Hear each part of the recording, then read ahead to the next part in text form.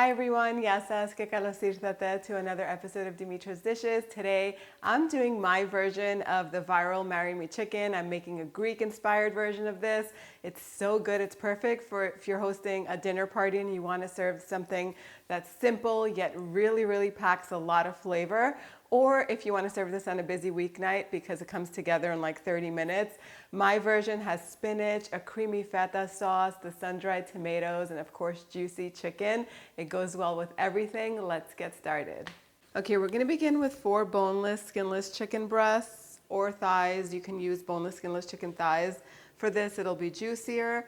If you're using the thigh meat, you don't have to slice them in half, but for breasts, because they tend to be a little bit thicker, I like to go down the center of them and just slice them into 2 even pieces. If you want them even more tender, you can take the extra step of pounding them out with a meat mallet. I'm just gonna skip that step because the sauce is gonna add lots of moisture, and I will try my best to not overcook them so that way they stay nice and juicy. So once you slice them in half, put them in a baking tray or something, and then season them generously with salt, freshly cracked black pepper, a little bit of dried oregano, a light sprinkling of paprika. This is sweet paprika, not a smoked paprika.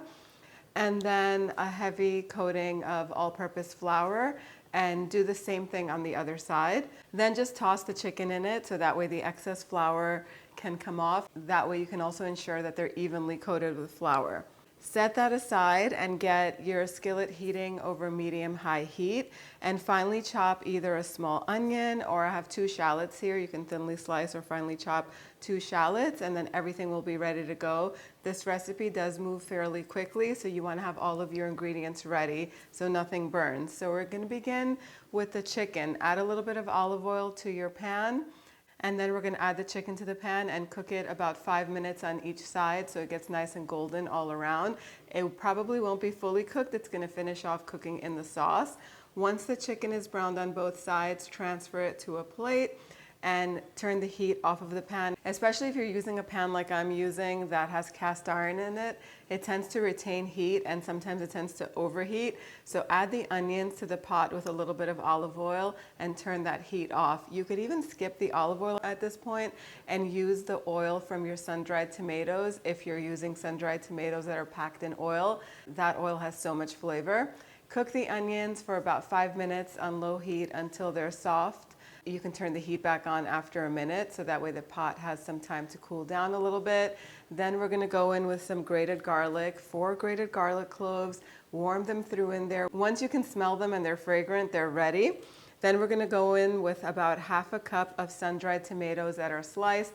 I like to buy them already sliced. The jar says julienne, and that way that just saves the step of cutting them up. You could even cut them up even smaller if you'd like, just chop them up with your knife.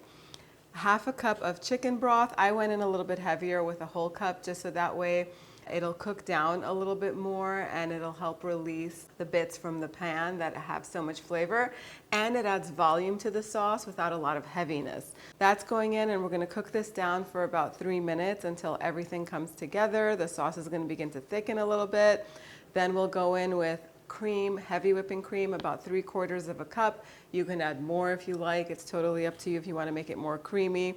A good helping of feta cheese. The chicken is going to go back in there. I also like to add some thyme to this and lemon zest. You could add it in the step with the broth, or right now. It's totally up to you. The lemon zest is going to add lots of freshness to it. Lemon and cream sauces go so well together. And then about 2 handfuls of spinach leaves. I'm using baby spinach leaves. You can use frozen spinach if that's what you have. Just thaw it out first and then stir it in here. We're going to let the sauce simmer for about 5 minutes over low heat. The chicken is going to fully cook like that. The sauce is going to thicken a little bit. And then that's it. You can give it a taste and add more seasoning if it's needed, and it's ready to serve.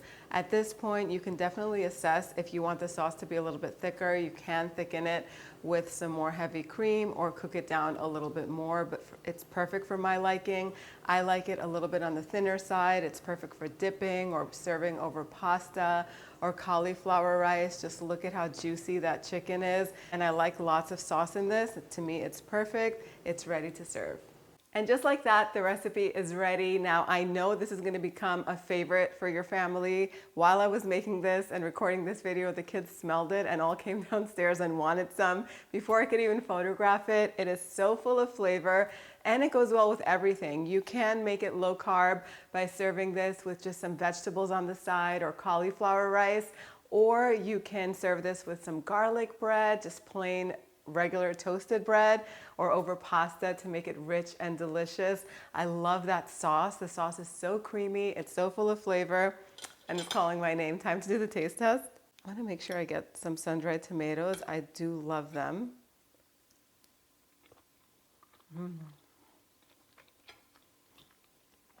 So good. That spinach adds more juiciness to the sauce.